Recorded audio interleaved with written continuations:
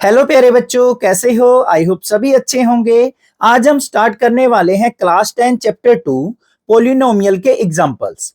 अब इस वीडियो के अंदर हम इस चैप्टर के सभी एग्जांपल्स कवर करेंगे और फाइनल एग्जाम में बच्चों एग्जांपल्स जरूर आ जाते हैं, तो ये वीडियो आपके लिए मोस्ट इंपॉर्टेंट है। तो सबसे पहले देखते हैं एग्जांपल नंबर 1 क्या दे रखा है। Look at the graph in the figure given below. H is the graph of y equal to px where px is a polynomial. For each of the graphs find the number of zeros of px. हमें यहाँ पे क्या दे रखा है, एक polynomial दे रखी है x वेरिएबल में। y इक्वल टू px का मतलब क्या है, पोलिनोमियल इन x वेरिएबल। तो हमें इन ग्राफ्स को रीड करते हुए हमें बताना है कि पर्टिकुलर ग्राफ में नंबर ऑफ जीरोज कितनी होंगी। अब यहाँ पे एक इंपॉर्टेंट बात सीखने की क्या है बच्चों, y इक्वल टू px दे रखा है, इसका मतलब जो पोलिनोमियल है वो किस वेरिएबल में है, x वेरिएबल में। तो हम जीरोज को चेक करने के लिए क्या चेक करेंगे कि हमारा ग्राफ x एक्सिस को कितने पॉइंट पे कट कर रहा है, वही हमारी नंबर ऑफ जीरोज या नंबर ऑफ सॉल्यूशन होंगे। अगर मान लो इस प्रकार से ग्राफ दे रखा होता या पोलिनोमियल दे रखी होती x equal to p of y, तो हम क्या चेक करते कि जो भी हमारा ग्राफ है वो y एक्सिस को कितने पॉइंट पे कट कर रहा है, वो हमारी नंबर ऑफ जीरोज या सॉल्यूशन होते। तो यहां पे हमें इसको तो पढ़ना नहीं है, y equal to p x की फॉर्म में दे रखा है। तो फर्स्ट वाले केस में देखो बच्चों, ये x एक्सिस है, x एक्सिस को कितने पॉइंट्स पे कट कर रही है हमारी ग्राफ, एक सिंगल पॉइंट पे। तो नंबर ऑफ जीरोज इस केस में क्या हो जाएंगे, नंबर ऑफ जीरोज वो हमारे क्या हो जाएंगे, 1। अब सेकेंड वाले ग्राफ को ध्यान से देखो, यहां पे कितने पॉइंट्स पे कट कर रहा है, 2 पॉइंट्स पे कट कर रहा है। तो यहां पे नंबर ऑफ जीरोज क्या हो जाएंगे, नंबर ऑफ जीरोज 2 हो जाएंगे सेकंड वाले केस में। थर्ड वाले पे आ जाओ, यहां पे देखो एक तो ये कट कर रहा है, एक इस पॉइंट पे कट कर रहा है, एक इस पॉइंट पे, 3 पॉइंट्स पे कट कर रहा है। तो इस केस में नंबर ऑफ जीरोज क्या हो जाएंगे, नंबर ऑफ जीरोज हमारे हो जाएंगे 3। क्लियर यहां तक। नेक्स्ट देखते हैं फोर्थ वाले में, यहां पे एक्स एक्सिस को कितने पॉइंट पे कट कर रहा है, 1 पॉइंट पे। तो नंबर ऑफ जीरोज क्या हो जाएंगे, यहां पे नंबर ऑफ जीरोज 1 होंगे। यहां पे भी एक सिंगल ही पॉइंट पे टच कर रहा है, कोई नीचे क्रॉस नहीं कर रहा है, तो एक ही पॉइंट माना जाएगा। तो नंबर ऑफ जीरोज क्या होंगे इस केस में भी, नंबर ऑफ जीरोज एक ही होगा। अब यहां आ जाओ, लास्ट वाले ग्राफ पे एक पॉइंट ये आ गया, एक पॉइंट ये आ गया, एक पॉइंट ये आ गया और एक पॉइंट ये आ गया। 4 पॉइंट आ गए जहां पे एक्स एक्सिस को कट कर रहा है। तो यहां पे नंबर ऑफ जीरोज क्या हो जाएंगे, नंबर ऑफ जीरोज इस केस में हमारे हो जाएंगे 4। तो ये हमारा सॉल्यूशन हो गया एग्जांपल नंबर 1 का। नेक्स्ट देखते हैं एग्जांपल नंबर 2 क्या है प्यारे बच्चों। एग्जांपल नंबर 2 के अंदर हमें दे रखा है find the zeros of the quadratic polynomial x square plus 7x plus 10 and verify the relationship between the zeros and the coefficients. हमें जो यहाँ पे x वेरिएबल में पोलिनोमियल दे रखी है वो क्या दे रखी है, px equal to x square plus 7x plus 10। सबसे पहले हमें इसकी नंबर ऑफ जीरोज या फिर कह सकते हैं number of solutions find out करने हैं। वो कैसे निकलेंगे भाई, बिल्कुल आसान है, स्प्लिटिंग द मिडल टर्म से। अब उसके लिए हमें क्या करना है, जो ये कांस्टेंट होता है ऐसे फैक्टर निकालने हैं कि प्रोडक्ट करें तो हमारे पास 10 आ जाए और सम करें हम फैक्टर्स का तो वो कितना आ जाए, 7 आ जाए, जो बीच वाली टर्म है। तो बिल्कुल आसान है, यहाँ पे 5 और 2 अगर मैं लेता हूं, 5 2 जा 10 भी होगा, 5 में 2 ऐड करूंगा तो 7 भी होगा। तो हमारे पास यहाँ पे फैक्टर क्या आ गए, x square plus 5x plus 2x plus 10। बीच वाली टर्म को हमने 2 पार्ट्स में स्प्लिट कर दिया। अब सबसे पहले क्या करेंगे, पहली 2 टर्म से क्या कॉमन आ रहा है, x कॉमन आ रहा है, तो x कॉमन ले लिया, यहाँ पे x बच गया, यहाँ पे 5 बच गया। इन दोनों में ये 2 का मल्टीपल, ये भी 2 का मल्टीपल, तो 2 कॉमन आ गया, अंदर बच गया x प्लस 5। तो हमारे पास एक तो फैक्टर आ गया प्यारे बच्चों x प्लस 2 और दूसरा फैक्टर क्या आ गया, x प्लस 5। इतनी बात क्लियर है, कोई दिक्कत नहीं होनी चाहिए। अब हम क्या करेंगे, इन फैक्टर्स को इक्वल टू 0 पुट करेंगे। तो यहां पे हम x plus 2 equal to 0 put कर लेते हैं और दूसरा x plus 5 equal to 0 put कर लेते हैं। यहां पे देखते हैं x की वैल्यू क्या आएगी, x की वैल्यू यहां पे हमारी 2 को राइट साइड लेके गए, -2 आ गई।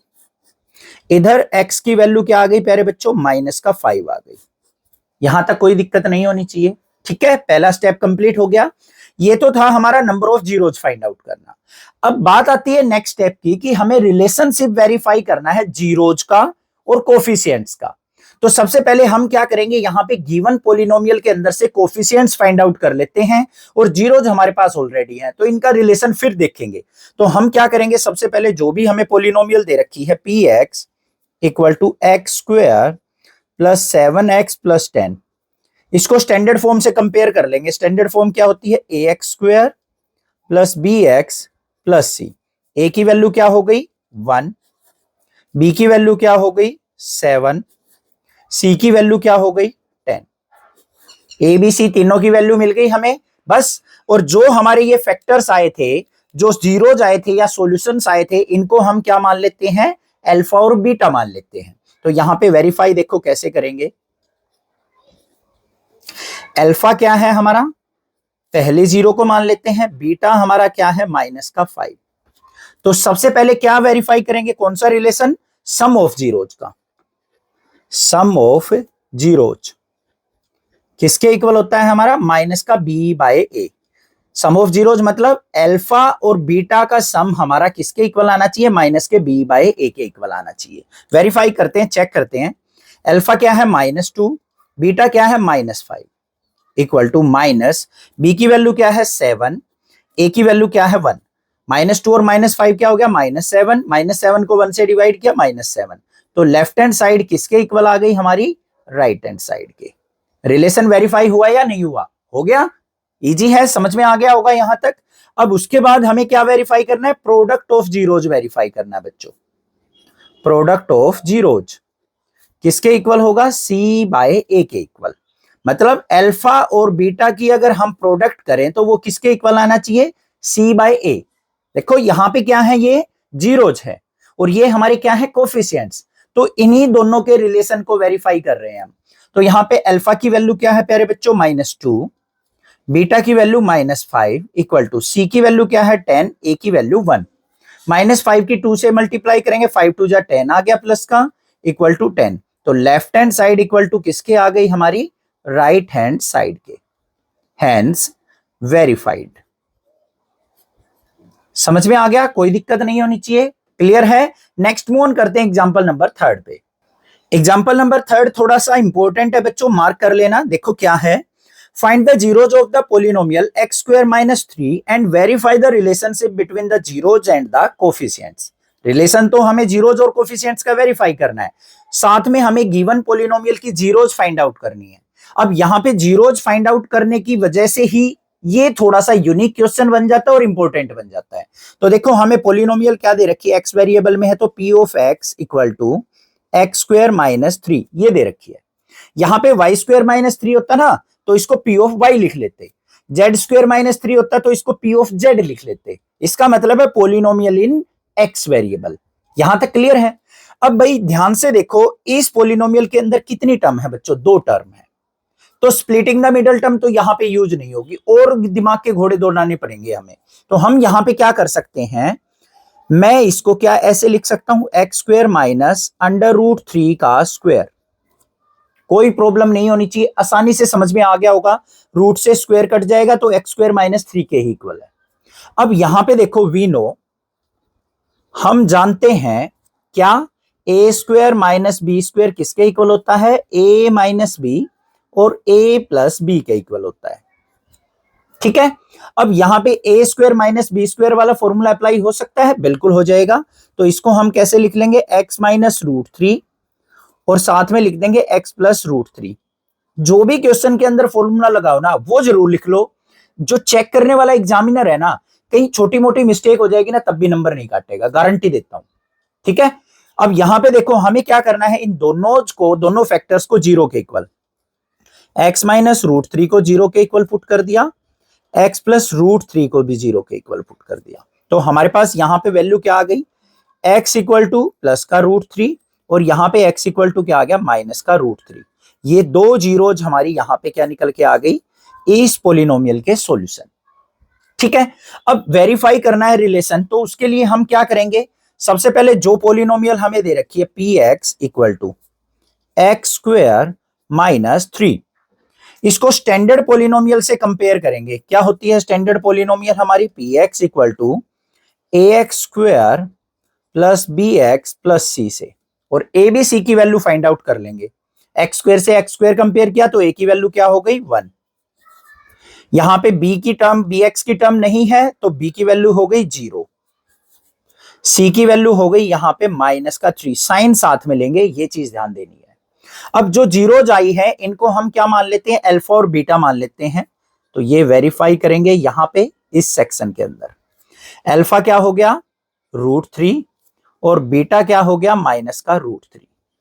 तो सबसे पहले हम क्या वेरीफाई कर रहे हैं, sum of zeros. Sum of zeros किसके इक्वल होता है प्यारे बच्चों, -b/a के। मतलब अल्फा और बीटा का अगर हम सम करेंगे तो -b/a के इक्वल आना चाहिए। देखते हैं भाई आता है या नहीं। अल्फा की वैल्यू √3, बीटा की वैल्यू -√3। माइनस में b की वैल्यू क्या है 0, a की वैल्यू क्या है 1।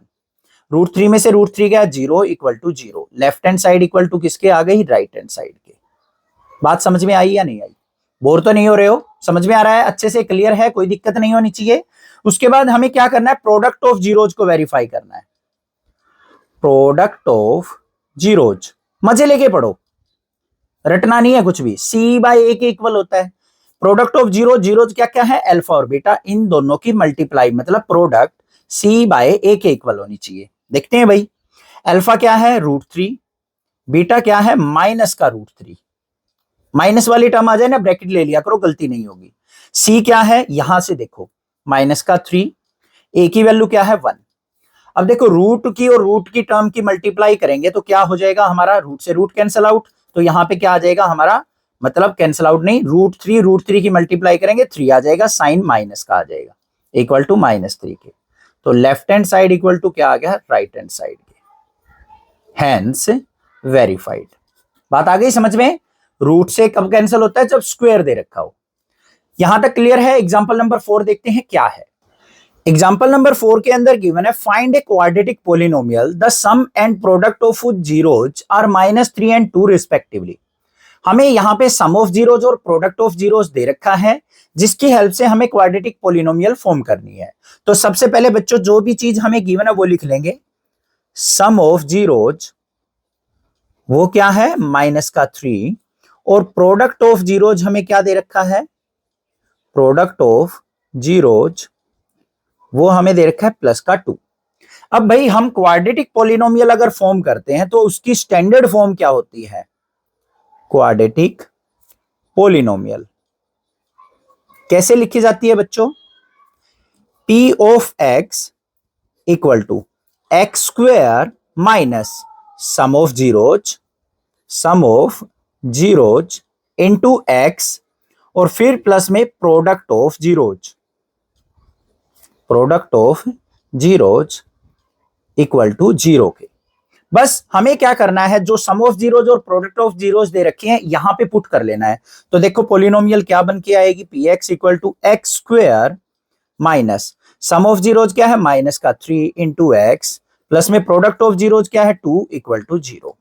सिंप्लीफाई कर लो तो x² माइनस अंदर जाएगा, माइनस माइनस प्लस हो जाएगा, मल्टीप्लाई है तो यहां पे क्या हो गया +3x और प्लस में 2 इक्वल टू 0। तो ये हमारी क्या आ गई, पॉलिनोमियल जो कि हमें चाहिए थी। क्लियर। नेक्स्ट देखते हैं एग्जांपल नंबर 5 क्या है। एग्जांपल नंबर 5 पूरे के पूरे चैप्टर में एक यूनिक क्वेश्चन है और मोस्ट वीआईपी क्वेश्चन है, चौधरी क्वेश्चन है ये, ठीक है। तो इस क्वेश्चन को मोस्ट इंपोर्टेंट जरूर मार्क कर लेना, एग्जाम में जरूर आ जाता है, क्यूबिक फॉर्म में है। देखो क्या है, सिंपल है, डरना नहीं है। इंट्रोडक्शन अगर आपने समझ रखा है ना तो बिल्कुल हलवा क्वेश्चन है। देखो क्या दे रखा है, verified that 3 -1 और -1/3 are the zeros of the cubic polynomial this and verify the relationship between zeros and the coefficients। हमें यहां पे क्यूबिक पोलिनोमियल दे रखी है, क्यूबिक पोलिनोमियल है तो इसके 3 सॉल्यूशन होंगे, 3 जीरोज होंगी, वो हमें दे रखे हैं। हमें देखना है, वेरीफाई करना है कि क्या ये तीनों की तीनों जीरो जिसके सॉल्यूशन है या नहीं है। उसके बाद हमें रिलेशनशिप को वेरीफाई करना है। कैसे करेंगे, बिल्कुल इजी स्टेप में देखते हैं भाई। सबसे पहले px देखो भाई, पोलिनोमियल क्या दे रखी है हमें, 3x³ minus 5x² minus 11x और माइनस में 3। अब ये 3 हमें जीरोज दे रखी हैं, तो यहां पे जीरोज क्या क्या है वो लिख लेते हैं। एक तो 3 है, एक -1 है, एक माइनस का 1/3 है। अब जीरोज का मतलब क्या है, अगर इन वैल्यूज को हम गिवन पोलिनोमियल के अंदर रखते हैं तो हमारा रिजल्ट जीरो आना चाहिए, तो ये हमारी जीरोज कहलाएंगी, अदरवाइज नहीं कहलाएंगी। तो सबसे पहले हम फर्स्ट केस चलते हैं लेके, एट, यहां पे एक्स पोलिनोमियल मतलब एक्स वेरिएबल में है, तो एट एक्स इक्वल टू 3 पे चेक करेंगे। करो भाई check, p of 3 equal to 3 into x की जगह 3 पुट करते जाएंगे बस, माइनस में 5 इंटू 3 का स्क्वायर, माइनस में 11 इंटू 3 माइनस 3, सिंप्लीफाई करेंगे। 3 का क्यूब 27 की 3 से मल्टीप्लाई 81, माइनस में 3 का स्क्वायर 9 9 5 जा 45, माइनस में 11 3 जा 33, माइनस में 3, 81 माइनस 45 और 33 को ऐड करेंगे 78 और 3 81, 81 में से 81 गया तो कितना आ गया, जीरो आ गया, आ गया नहीं। तो P ऑफ 3 हमारा क्या निकल के आया, जीरो निकल के आया, तो इसका मतलब 3 क्या है, इसका जीरोज है, वेरीफाई हो गया। सेकेंड केस देखते हैं भाई क्या है, एट x इक्वल टू -1 पे चेक करेंगे। अब करो भाई, x की जगह -1 पुट करेंगे तो P of -1 equal to 3 into -1 का क्यूब, माइनस में 5 इंटू -1 का स्क्वायर, माइनस में 11 मल्टीप्लाई -1 और माइनस में 3, इसको ब्रैकेट में ले लो, सिंप्लीफाई करो।